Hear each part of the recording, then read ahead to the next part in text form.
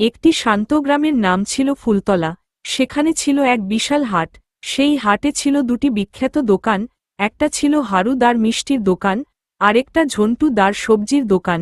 এই দুজনই ছিল ভীষণ লোভী ও চতুর। তারা পণ্য বিক্রি করত দাম বাড়িয়ে, আর মাঝে মাঝে পুরনো ও নষ্ট জিনিসও চালিয়ে দিত সাধারণ মানুষকে। একদিন সকালে একটা বয়স্কা মহিলা এলো হারুদার দোকানে। বৃদ্ধা বললেন, বাবা, নাতির জন্য দুটো সন্দেশ দাও, বেশি টাকা নেই। হারুদা মনে মনে হাসল আর ভাবল, এই বুড়িকে পুরনো সন্দেশ দিলেও ও বুঝবে না। সে খুঁটিয়ে খুঁজে কালকের বাসি মিষ্টি দুটি কাগজে মুড়ে বৃদ্ধাকে দিল। বৃদ্ধা মিষ্টি নিয়ে মুচকি হেসে বলল, বাবা, তোমার লোভ একদিন তোমার দোকান গিলে খাবে, মনে রেখো। এই বলে সে হাওয়া হয়ে গেল। হারুদা অবাক হয়ে বলল, এই বৃদ্ধা আবার কে? সেই বিকেলেই সেই একই বৃদ্ধা গেল ঝন্টুদার সবজির দোকানে। বৃদ্ধা বলল, বাবা, টাটকা বাঁধাকপি আর দুটো টমেটো দাও, নাতির জন্য রান্না করব। ঝন্টুদা মনে মনে বলল, এই বুড়ি এত বোঝে না, নরম পচা বাঁধাকপিটা দিয়ে দিই। সে একটি গলা বাঁধাকপি আর আধা পচা টমেটো দিল।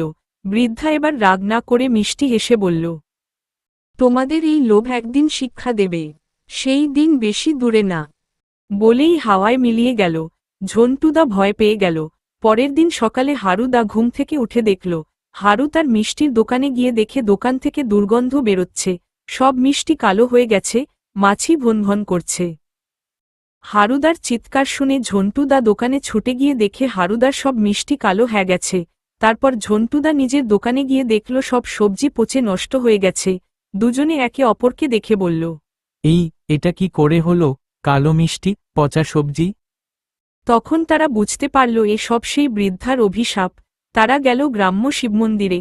সেখানে দুজন মিলে কেঁদে কেঁদে বলল, ভগবান, আমরা ভুল করেছি, আমরা আর কখনো ঠকাব না, দয়া করে আমাদের ক্ষমা করুন।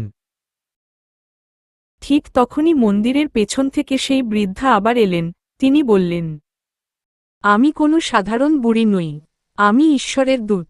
আমি দেখতে এসেছিলাম তোমরা কিভাবে লোক ঠকাও। আজ থেকে যদি সততার সাথে কাজ করো, তাহলে তোমার ব্যবসা ফিরে পাবে। দুজনেই হাতজোড় করে বলল, আমরা কথা দিচ্ছি, এবার থেকে সৎভাবে চলব।